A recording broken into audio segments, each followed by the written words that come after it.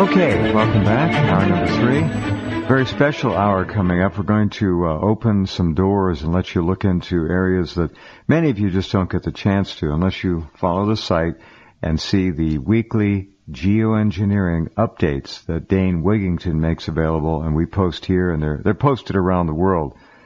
This gentleman has long been one of my heroes. He has done more single-handedly, and I know what that's all about, to bring to light the reality of the simple fact that weather modification, geoengineering, is destroying the planet and virtually everything we know about it.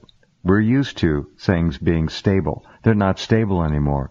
Notice the fires. Yes, I've said repeatedly that in my view, at least half of the fires in Oregon where we have had no dry or wet lightning whatsoever are arson fires. I know the fire by my place, and you can see videos of that at the top of the homepage. Arson fire. We're dry. We're beyond dry. We're in real trouble. And none of this is accidental. It is called geoengineering, weather modification. Dane's work in bringing chemtrails to people who believe or don't believe is second to none. I don't know where we would be without Dane Wigington, honestly. I'm not blowing smoke his way. I'm just telling it like it is. He is the man. There are a number of booklets, beautiful full-color flyers about weather modification, chemtrails, that you'll be able to buy from Dane and hand out. They're not expensive at all. He may even be giving them away now. We'll find out. But I want you to know that what we're going to discuss in this hour is crucial to the survival of you and this planet. If you look under Dane's name, The End Times of Geoengineering, you'll find a number of links. These are videos. He's produced most of them. They're all invaluable information. The first link is chemtrail images. We're going to go through those as well. But let me stop yammering and say hello to my friend Dane. Hello and welcome back again, neighbor. He's neighbor. He's down the road a couple hours. That's it. Hi, Dane. Hello, Jeff. Thank you very much for all your years of service to the greater good. I'm very grateful for your voice with this issue, an issue that, quite simply, if we don't deal with it, all other points will soon become moot. All other points, that's no exaggeration, dear friends. All other points will become moot. We won't have I won't say environment, I'll say planet. We won't have a planet to inhabit like we're used to. This is really, we're at the end times. This is not a joke. It's bad. Now, what happened up here was the same thing that happened down the road where Dane lives, near Redding. It was hotter than hell, and I mean hot. We had it here days and days and days and days and weeks, high 90s, over 100. It just didn't slow down. And all of a sudden, we have this incredibly weird wind that came up to me out of nowhere. It came roaring over the hills and down into the valley here about 2 a.m., and I had a real bad feeling about that. And I was correct that afternoon, fire, and it burned over 1,000 homes and hundreds of businesses and God knows what else, and during its rampage. And you can see, again, imagery of that up on the homepage. That wind, Dane, to me, wasn't normal. It wasn't natural. It's another weird fluke, engineered fluke, but a fluke in the weather pattern here. And it just, I've never experienced it. But in the fall and the winter, we get big winds, but not in August when it's been blazing hot. It just doesn't happen like that. You're correct, and there's nothing natural about it. And we know through a number of processes, the climate engineers absolutely can manipulate wind patterns completely.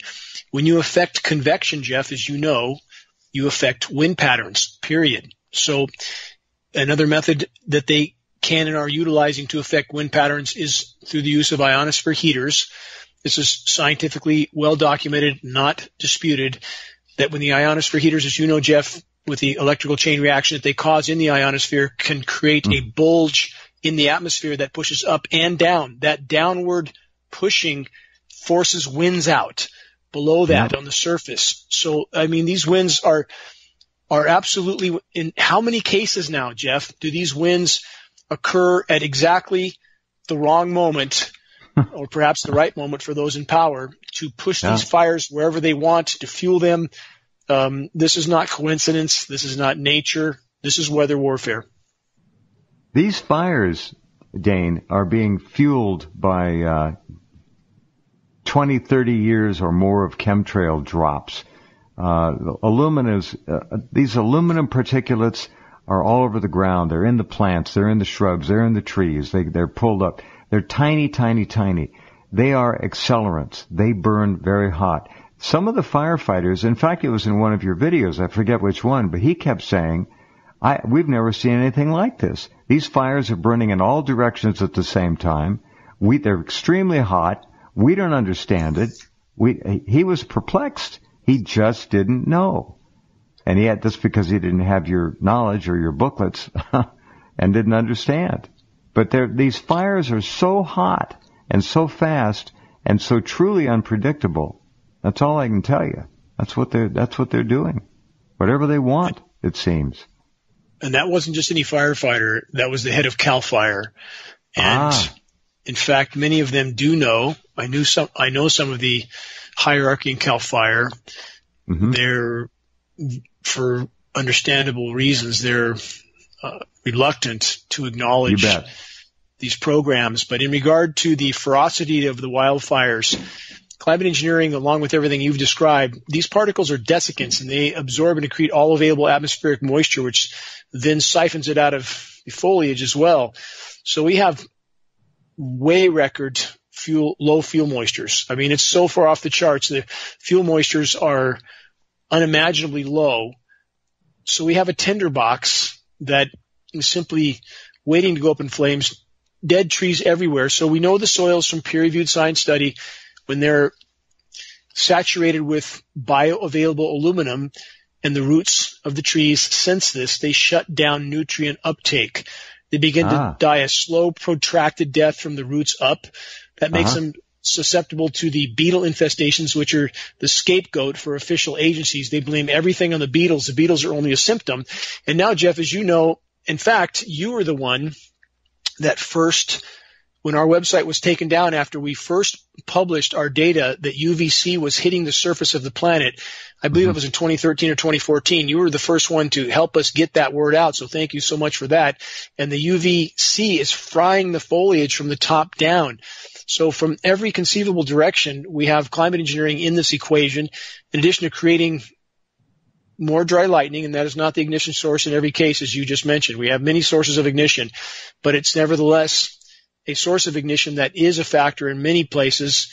And again, the cutting off of precipitation, that is so key. We can see them on satellite imagery on the off the U.S. West Coast, completely disrupting, disbanding, and with radio frequency microwave transmissions, blocking any flow of moisture from coming into this state.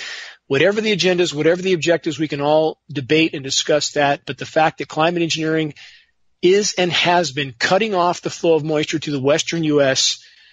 consistently, starting in 2007, is beyond debate. Beyond debate.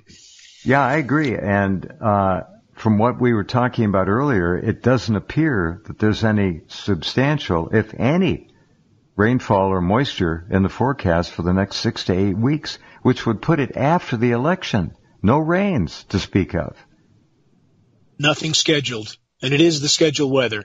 And for those that don't know, Raytheon, private defense contractor Raytheon and Lockheed Martin, do all the weather modeling for the National Weather Service and NOAA, the two U.S. government agencies that we're told are the weather forecasting entities, both of which have an illegal federal gag order on them right now.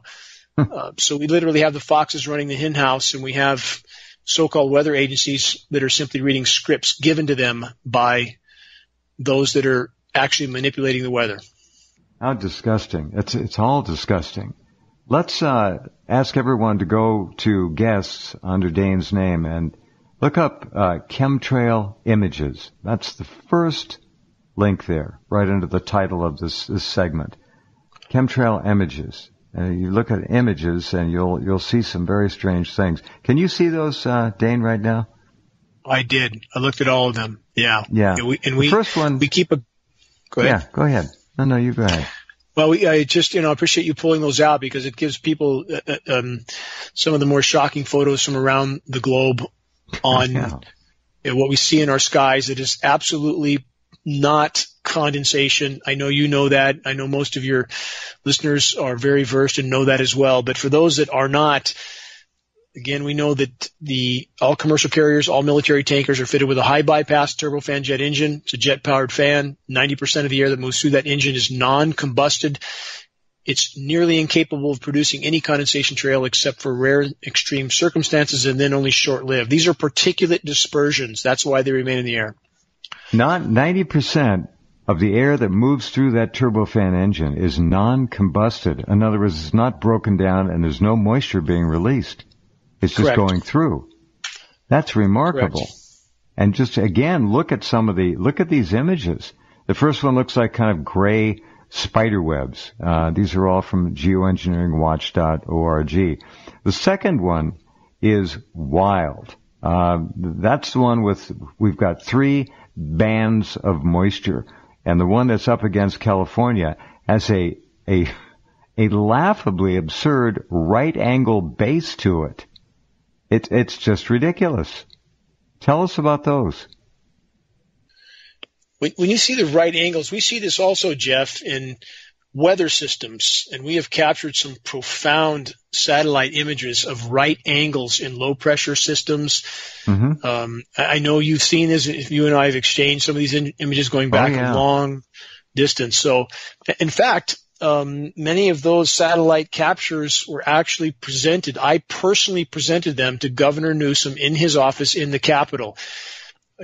Governor Newsom has had a very extensive data presentation on the climate engineering issue, he and his top aide by me at the Capitol, and they could not deny the data or the validity of it. And what do we see him doing? Total omission of this issue, because he knows how to protect his paycheck, his pension, and the state of California, more importantly, the $50+ billion budget deficit every year. Nobody asks what happened to last year's deficit, the year before, and the year before. All roads lead back to those who print the money. I know you know that. They control militaries, they control countries, they control governments all the way down to the state and local level. And Governor Newsom is not about to risk that, even if he has to watch his whole state burn to the ground. No, you're right. Exactly. Look at this picture, though. The 3 distinct moisture bands, and the one closest to California ran up against a wall. And then it's broken off at the bottom. It's a sheer 90-degree turn. That's just not, ladies and gentlemen, how the game's supposed to work. The next image number 3, is fascinating. It shows it's an aircraft flight tracker image. It's the radar, and it was captured July 20th and July 21st, 2018, just days before the start of the catastrophic car fire on July 23rd. Look at the air tracker of 2 aircraft made those tracks. I forget.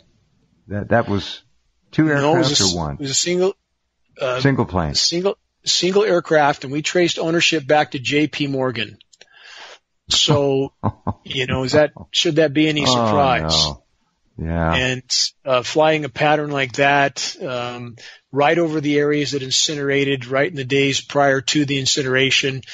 There are many, many agendas being carried out right now, and we will bear the brunt of complacency if more individuals, activists, don't rise to this challenge, if you will, to help us get the word out. And you mentioned, Jeff, the booklets, and some of these images are in those booklets, along with patents and other NASA satellite images and so forth.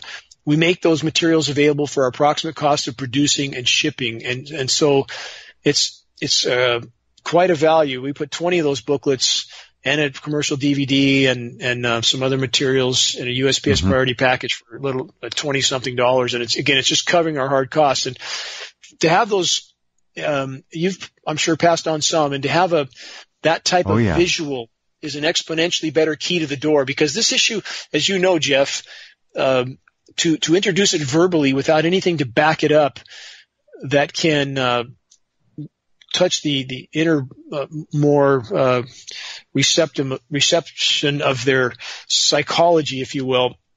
It's difficult. When you have a picture like yours and you say, hey, look at this. What does this tell you? What do you see here in this picture? It makes them think. You don't have to lecture them. You don't have to do anything. Just show them the pictures and ask them what they see. That's how you do it. Of course, if you hear the door shut, just to go on and next. It only help those who want to be helped. But look at that flight. Look at that flight layout. That's tracked. That's a flight tracker. Why would a plane do that? Right over Reading, up and down, up and down, up. It's spraying. Right prior to the fires. Interestingly enough, we had our large annual event scheduled for that week. That was immediately canceled. As soon as the fire started, it canceled. And at the fairgrounds, because we, of course, gave up our reservation to the fire fighting entities, and then we rescheduled at the Holiday Inn, and within 4 days they took that from us as well, and they didn't even use that facility. They canceled our event, but they never used it, so we found that of interest as well. But on the Carr fire, I know individuals, again, high up in Cal Fire. They were told to stand down when that fire started. They were not allowed to engage when they should have been able to until it got going.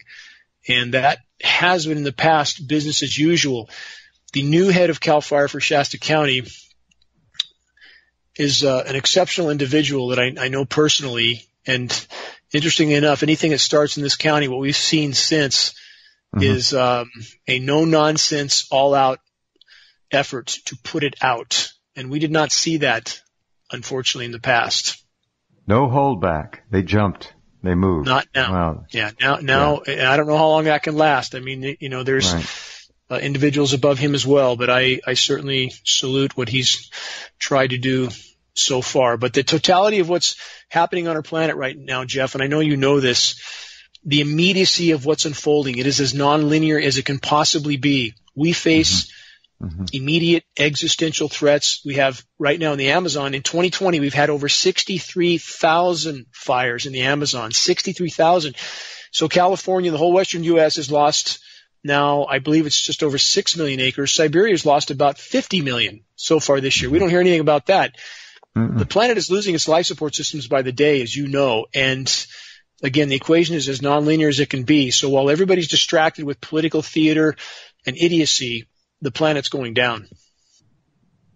No exaggeration whatsoever, what you just heard. None.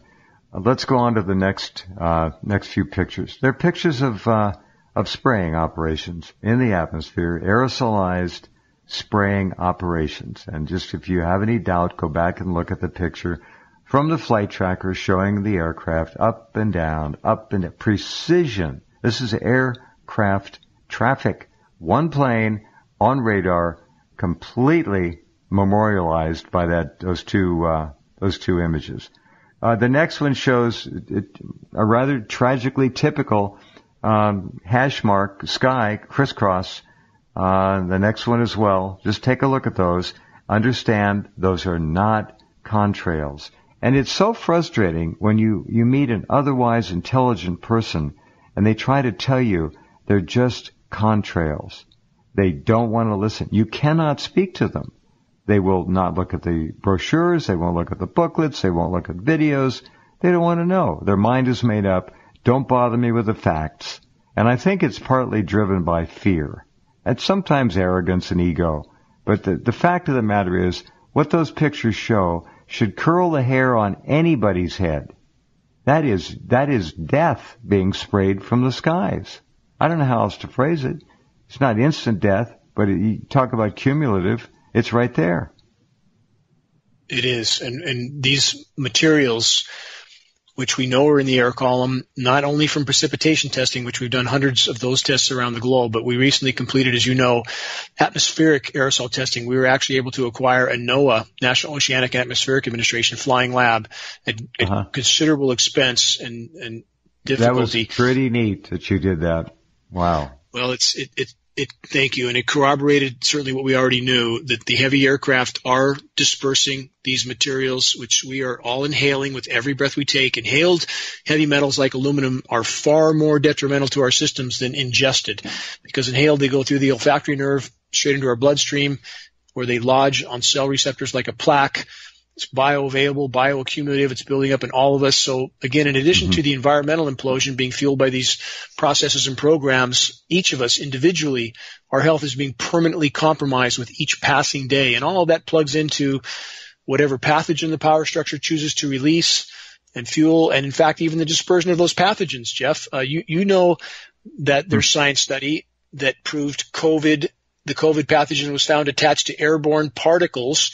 And we know it's a very uniform dispersion of the CV-19 pathogen, 25 countries in one wave, 85 in another. How does that uniform dispersion happen without some sort of airborne mechanism? So all these dots, certainly based on data, seem to connect. I completely agree with that. There is let's see. This is a good one. You can see it's called The Dimming. It's a film trailer. Dane made it, and it's got Catherine Fitz is in it. She makes some wonderful contributions. And after the break, we'll come back and play that trailer as well. These fires and the aluminum in them, just a couple of the ingredients, aluminum, barium. What do we know about? What did you learn when you got that plane and went up and took samples? What kinds of things did you find beside aluminum and barium? Anything of substance? We are still analyzing and getting access to the caliber of lab we need to do the full analysis is proven very difficult. We think some roadblocks are being put up in front of us. Oh, you bet. But in addition to the heavy metals, we also have polymer fibers that are part of the ice nucleation process, chemical nucleation, Jeff, like what you just saw happen in Denver a week ago from 100 degrees to snow in one day.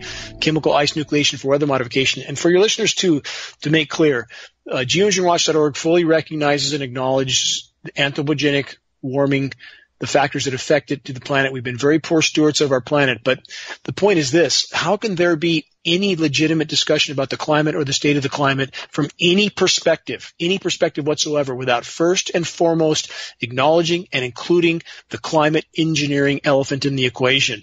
Must be acknowledged to have any legitimate conversation about the issue. Totally. Hold on just a minute, Dane, and I'll be right back. I'm going to play this short trailer, and we'll continue our conversation. So all of you out there, look up. That's where a hell of a lot of it's happening. We'll be right back.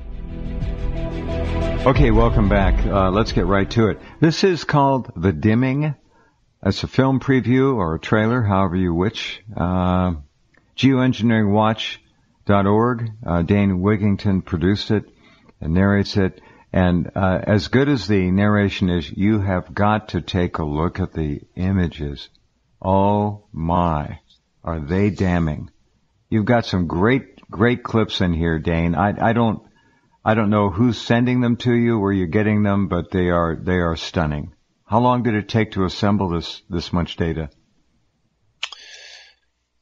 That's just the tip of the iceberg for what we have. And if we can get the film finished, we've had extraordinarily difficult challenges with that. And we're trying to overcome that. We actually had one editor that turned up dead 5 hours after I spoke to him. And again, maybe just an amazing coincidence, but there are no amazing coincidences. I'm sorry to hear this. Happened 5 hours after I spoke to him and about 6 hours before FedEx delivery of our hard drive, which we never recovered. So, again, you sent him the hard drive. He's dead, and you never got it back. We didn't get it back. Wow. And Wow. the death certificate had no cause of death. And again, perhaps it's just a coincidence. I'm not making any claims. I'm just saying it's a pretty astounding timing. But we have now another individual working on that film, and we hope to have in the next 60 days, Jeff, this done. We're running out of time. I mean, I can't stress enough that we are very close to very big links in the chain of our common reality breaking, and that will be the end of the road for what we have known. And it's true. It's true. There's no going back. Once this thing breaks down, and I'm not Dane Wigington, but I don't see any way to stop it. It looks to me like the planet is going to break. There's no question the reality we've known. All of it. It's done. It's gone. It's not coming back in any time frame that matters. The question now is, can we salvage some part of Earth's life support systems? If the climate engineering, aka weather warfare insanity, is allowed to continue, mathematically speaking, statistically speaking, the answer would be no. But if we can expose and halt what's happening in our skies, allow the planet to respond on its own to the damage done. Life is tenacious, Jeff, as you know, and if it's given half a chance, it finds a way. We have to give it that chance, and that's going to take all of us. We have to give it a chance to correct the grievous, intentional damage we've inflicted upon it. Here's the little 4-minute trailer. Take a listen. And oh my, are the images amazing, as you will see if you go look at it yourself. Official sources continue to claim that the jet aircraft trails, which linger, spread, and fill our skies with sun-blocking haze, are just condensation. But that narrative is a lie. Atmospheric particulate testing has now conclusively proven that the jet aircraft dispersed trails and haze in our once deep blue skies is not condensation as we have been told.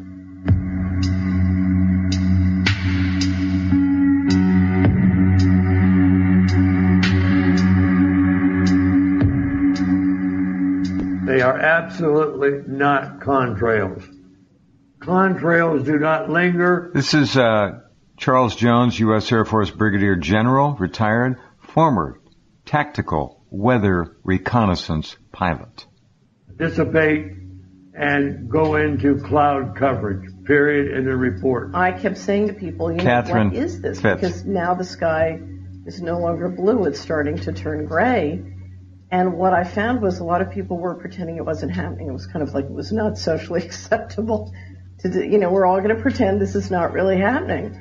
And I thought, oh, this is very bad. Prior history has proven that we have used weather. U.S. Air Force Major General, retired, Richard Rolig. Back in the Vietnam conflict. Suddenly, you don't take a weapon off the table that was able to provide good data, provided a good reason for it to be used at that time. Should you expect that it is available on demand to have the ability to modify weather? Absolutely. Within this country and others. Because we're talking about a very expensive global spraying program that involves all, if not almost all, sovereign nations. We have government documents, Senate documents, patents, military documents. We have film footage of them turning dispersions on and off with nozzles visible. We have lab tests from all over the globe verifying that the exact elements named in climate engineering patents are showing up. We have collected samples directly from the emissions from aircraft. This is a geomicrobiologist. His identity is being kept private for the moment. We have identified particles in there and have shown nanoparticles of these metal oxides that are damaging to biological tissue and affect human health. Elements like aluminum, barium, strontium, polymer fibers, all of which are highly toxic, all of which are being absorbed by the entire web of life, including us. I know enough to know that we're talking about serious risk, and serious risk to your health. Everything I see in terms of the pattern says there's a war going on covertly. Climate engineering fallout is completely contaminating our waters, our soils, our crops, and every breath we take, thus impacting every aspect of our health. Geoengineering particles are nanoscale. So small, they go straight through our lung lining, into our bloodstream, and adhere to cell receptors like a plaque. Once absorbed, they are almost impossible to expel from our systems. The layer was filled with these nanomaterials, and that was our first evidence that this is, that these nanomaterials are directly associated with the emissions from these planes. We're simply asking people to investigate the facts and to stop believing the official denial. This is an intentional research area with unknown purposes. We need our military personnel, all branches of the service. We need all of their help. We need the answers to get to the bottom of this national security problem. Okay, there's a credit roll now to some of the people involved in it. You'll get this finished. I'm really sorry to hear about the loss of your editor. Nothing surprises me anymore. If anybody gets in the way, they're just removed. The value of human life to these international elite is less than zero. It doesn't matter to them. They don't care about us at all. He was an exceptional editor, and he was extremely enthusiastic about this project. Mm-hmm. And we were grieved to lose him, but we have more competent help now, and we will try to get this pass thrown before the bell rings, Jeff. You know what I mean? Even if it's not the perfect pass, you don't have as much time as we would like to have. But we are more concerned about launching this film. Once available, it will be available for free to anyone, everyone, online. Our only goal is to expose this issue, and if we can expose it, we have a chance of stopping it while there's still something left to salvage of our planet's life support systems. That's not an overstatement, friends. While there's still something left to salvage. We've done grievous damage to this planet. So badly that most people, frankly, don't have it in their capability to understand it.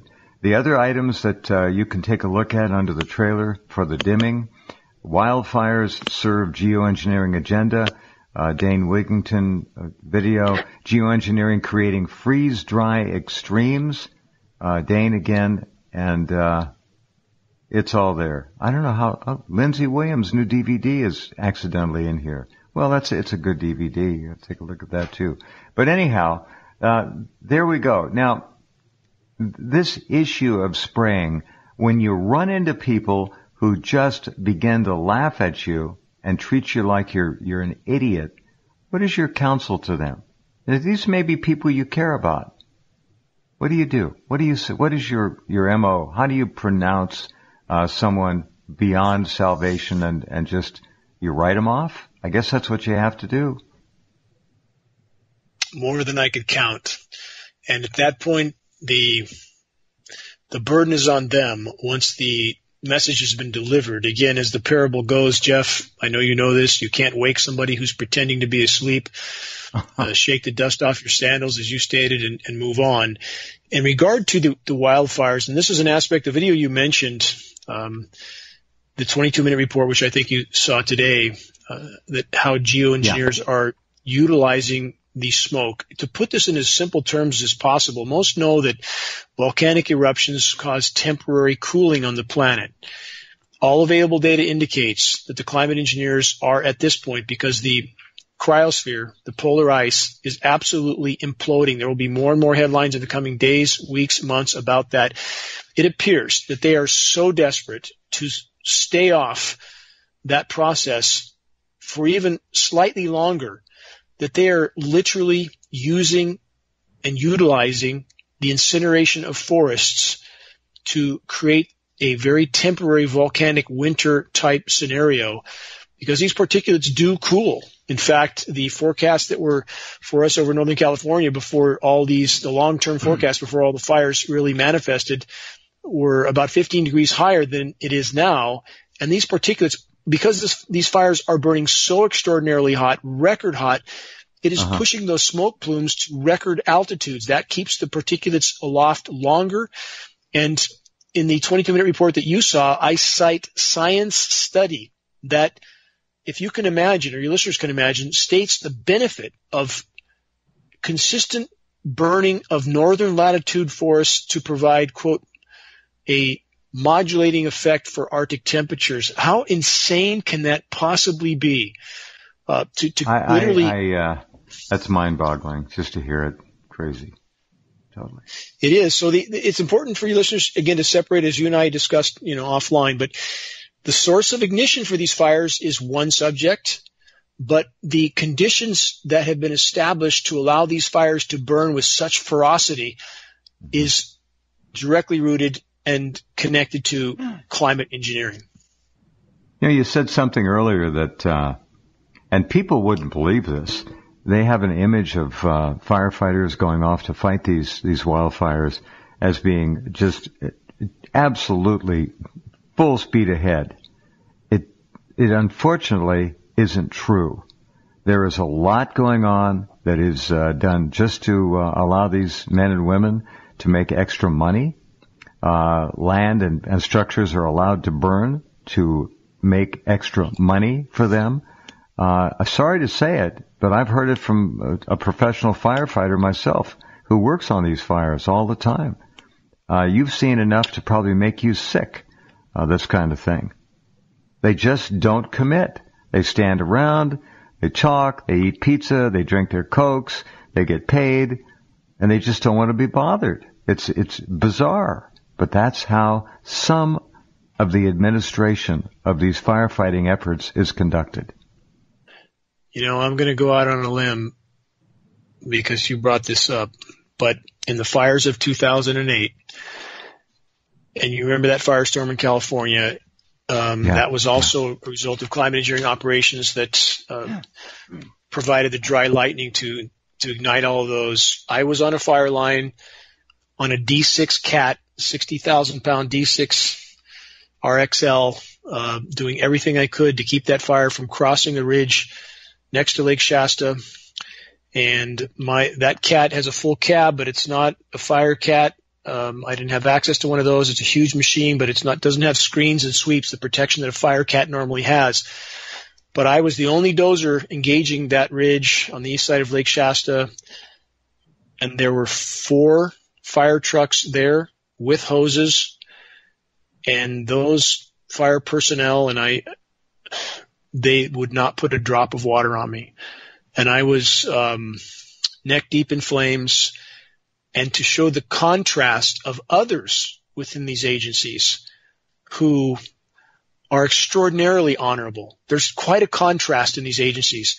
Someone, and I know who this someone is, and I owe him my life, I believe, but another individual with CAL FIRE with enough pull when there was no resources available managed to somehow at the last possible moment, I got a direct hit with a full load of fire retardant, and everything went dark. It sounded like a tidal wave hitting my Cat.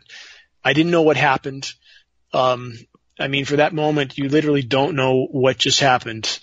And so to express the contrast within some of these agencies, although there are those that are exactly what you described, there are some with incredible honor. And I don't know what this person did to get that done, because he although he was at a distant command location, he knew it was me and that Cat that was being described I'm sure by radio communications of what I was doing. And, if I didn't cut it off where it was cut off, it would.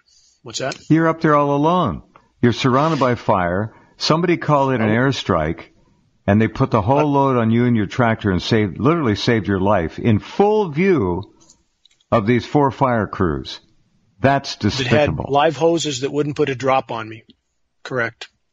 So, I know firsthand what happens here. And to that individual and the others like him, and, in these organizations that I know fight a lot of bureaucracy and resistance for what they did. And they later at that same event, I was commandeered with my Cat to pioneer the fuel break down to Lake Shasta with 6 of their dozers following, because I know the terrain, I know the lay of the land here better than anybody, and my gratitude to them for allowing me after that event I described to do that, to get that fire break done, which did cut the fire off from advancing any further to the south. So there are individuals within these organizations too that are are exceptional, and I hope that they are given the chance to rise to leadership levels. I know some have. The individual who was responsible for the board bomb drop on me has, and I hope that continues to happen.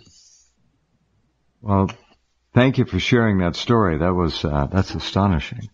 The gentleman I know who's a professional like you, although he has his own crew as well, has told me things of similar nature. It's all about money. It's all about who happens to be in charge of whichever sector we're talking about. There is a tremendous amount of profit made with fires, okay? And this ties in to the idea that many of these fires, forget the political aspect, forget Antifa, BLM. In the past, a lot of these fires, unfortunately, are started so people can make money. That's the truth. It is the truth. It is the truth. And they're let burn. I just got a phone message from another operator that I know that was on the Bear Fire 2005, started near Lake Shasta. This is as good an operator as there is on the planet. It was only 5 acres. He wanted to engage. I was told by Forest Service, no, you're not on our list.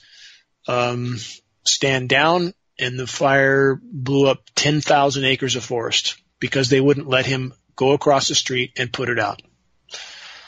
So, yeah, that's what we have. Another circumstance further north of us, similar scenario that I just described, that fire turned into 70,000 acres. So it's sad but true. And when the forests die, Jeff, I know you know this. I know your listeners know it. When the forests die, we will die. It's that simple. And it's happening. And I just, if you look at the video I put up at the top of the homepage at Rense, the first opening 30 seconds shows a DC-10 jumbo jet tanker, 250 feet maybe above the ground, going in and trying to save homes. Tremendous drop. And I don't know who was doing the filming of it, but it was a remarkable. So I started the video with that. I did some editing on it. And I want you to look at that and understand that this fire, as are so many of them, was completely out of control. The resources were not available to even confront it in many cases. It spread too quickly. I also have a video, a helicopter flyover, showing you some of the 1,000 homes. He flew the whole length of the fire path, and you can see it burning at night. When you see this at night, you'll understand a lot more than you will by looking at daytime footage. This is burning right through a town, a city, the city of Phoenix, the city of talent, and it came out of the city of Ashland, where I live. It's just a real important visual to assimilate and to pull in and consider. The idea that these fires are moneymakers, not new, it's old news, but when you think about what Dane just said, 5 acres blew up to 10,000, it should make you angry. And I wonder if that's somehow endemic to the state government of California. Now, I'm sure it happens all over the country, but California is particularly suspect to me. How do you think that works? Am I making any sense? Is California worse than some because of their bureaucracy and their politics? I think you just hit the nail. Go ahead. The last 2 statements you just made, the bureaucracy, the politics, you hit the nail on the head. The larger the entity is, the more susceptible it is to what we have discussed. And even good men in the field, if they're told to stand down, that's what they do. And I hope that they refuse to follow that type of order anymore. Again, we are so close to hitting the wall at full velocity. Insect populations down 80 to 90%. Geoengineeringwatch.org was the first major source. I believe nearly 10 years ago we published that data. We had academia try to marginalize us for that. Now they've admitted to it. If the insects don't survive, we won't survive. The ozone layer is collapsing. Statistically, mathematically, at the current rate of destruction, we may face total ozone layer collapse by 2026, another game over scenario. Fukushima, Jeff, a subject I know you're very familiar with. if we have a damaged atmosphere, and we do now, and it's getting worse by the day, and we have a large CME, coronal mass ejection, a Carrington event, and it shuts down nuke plants all over the globe, and they can't cool themselves. Now we have Fukushima times 100 or 200. We are truly in a dark place. But of all the challenges we face, we have to focus on priorities. What's the biggest hole in the bottom of the boat? And that is climate engineering, aka weather warfare, aka biological warfare right now. We must expose and halt that. If we can do that, which is the single greatest leap we could take in the right direction, it would drag so much to the surface with it. It would make clear the severity of our situation. It would allow the planet to respond on its own to the damage done. It would at least buy us time. The biggest hole in the bottom of the boat. That's an interesting expression and very, very accurate. Let me qualify that. Short of nuclear annihilation.